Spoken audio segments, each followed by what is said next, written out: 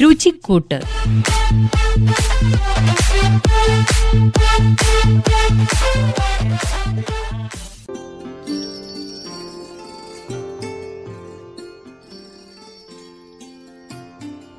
Simple and nutritious food അതായിരിക്കണം ഓരോ വീട്ടിലും ഉണ്ടാക്കി കുട്ടികൾക്ക് കൊടുക്കേണ്ട ആഹാരം എന്നതിൻ്റെ ഒരു ആപ്തവാക്യം എന്ന് പറയുന്നത്.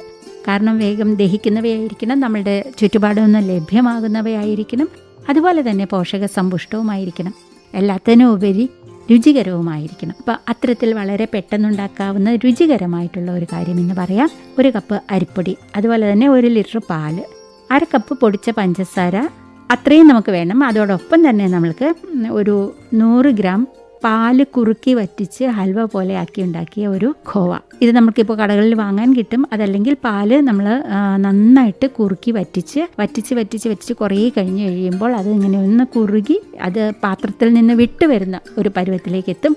അതാണ് ഖോവ എന്ന് പറയുന്നത്. പിന്നെ ഇനിയും വേണ്ടത് കുറച്ച് ഡ്രൈ ഫ്രൂട്ട്സ് ആണ്. കിസ്മിസ്, ബദാം, അതുപോലെ തന്നെ പിസ്ത, ഇതൊക്കെ അതിന് വേണ്ടി ഉപയോഗിക്കാം. അതോടൊപ്പം കുറച്ച് ഏലക്കപ്പൊടി.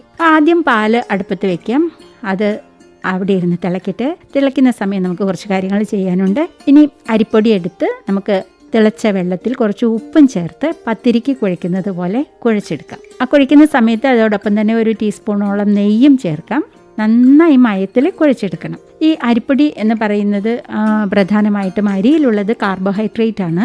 അത് വയറ് നിറയ്ക്കും എന്ന് മാത്രമേ ഉള്ളൂ. അത് കഴിച്ചാൽ അത്ര ഒരു എനർജിക്ക് ഉള്ള ഒരു വകയാകും എന്നുള്ളതല്ലാതെ മറ്റ് പോഷകാംശങ്ങളൊക്കെ അരിയിൽ കുറവാണ്. അതുകൊണ്ട് നമ്മളത് എപ്പോഴും കൂടുതൽ പോഷക സമ്പുഷ്ടമാക്കി വേണം കഴിക്കാൻ. അപ്പം അതിനുവേണ്ടി എന്ത് ചെയ്യാം, നമ്മൾ പാല് കാച്ചി വെച്ചിട്ടുണ്ട്. പാലൊരു സമ്പൂർണ്ണ ആഹാരമാണ്.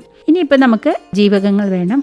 അതിന് വേണ്ടിയിട്ട് നമുക്ക് കുറച്ച് ഡ്രൈ ഫ്രൂട്ട്സ് നേരത്തെ പറഞ്ഞതെല്ലാം ഒന്ന് ചെറുതായിട്ട് അരിഞ്ഞ് എടുത്ത് വെക്കാം. ഇനി നമ്മൾ എന്താ ചെയ്യുന്നതെന്ന് വെച്ചിട്ടുണ്ടെങ്കിൽ തിളച്ച പാലിലേക്ക് നമ്മൾ നേരത്തെ കുഴച്ച് വെച്ച മാവ് ഒന്ന് ഉരുട്ടി പരത്തി ഡ്രൈ ഫ്രൂട്ട്സ് എല്ലാം അരിഞ്ഞ് വെച്ചതും കൂടി ചേർത്ത് ഒന്ന് ഫില്ല് ചെയ്ത് ചെറിയ ചെറിയ ഉരുളകളാക്കി വെക്കാം. പാല് തിളച്ച് വരുമ്പോൾ അതിലേക്ക് നമുക്ക് കുറച്ച് ശർക്കര ചേർക്കണം. ശർക്കരയിൽ നന്നായിട്ട് അയൺ ഉണ്ട്, അതായത് വിളർച്ച മാറ്റാൻ വളരെ നല്ല ഒരു ഘടകം. അപ്പോൾ അതൊന്ന് കുറുക്കിയെടുത്തതിന് ശേഷം അതിലേക്ക് നമുക്ക് ഈ ഉരുളകളും കൂടി ഇട്ട് ഒന്നും കൂടി ഒന്ന് തിളപ്പിക്കാം. അതിങ്ങനെ നന്നായിട്ട് കുറുകി വന്നു കഴിയുമ്പോൾ അതിലേക്ക് കട്ട് ചെയ്ത് വെച്ചിരിക്കുന്ന ഡ്രൈ ഫ്രൂട്ട്സ് കുറച്ച് ഗാർണിഷ് ചെയ്യാൻ കൂടി എടുക്കാം. ഗാർണിഷിങ് കൂടി ചെയ്തിട്ട് നമുക്കത് ഒന്ന് തണുക്കാൻ വെക്കാം. വളരെ സിമ്പിളാണ്, രുചികരമാണ്, പായസം പോലെ ഇരിക്കും. പക്ഷേ അങ്ങനെയല്ല, ഡ്രൈ ഫ്രൂട്ട്സും പാലും ശർക്കരയും എല്ലാം ഉള്ളത് കൊണ്ട് ഒരു സമ്പൂർണ്ണ ആഹാരം എന്ന് തന്നെ നമുക്കിതിനെ വേണമെങ്കിൽ പറയാം. വൈകുന്നേരം കുട്ടികൾ സ്കൂളൊക്കെ വിട്ട് വരുമ്പോൾ കൊടുക്കാവുന്ന ഒരു രുചികരമായ വിഭവമാണ്. ഒന്ന് ഉണ്ടാക്കി നോക്കുക.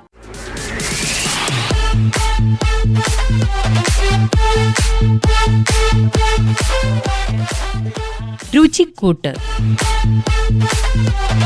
നിർവഹണം ലീന.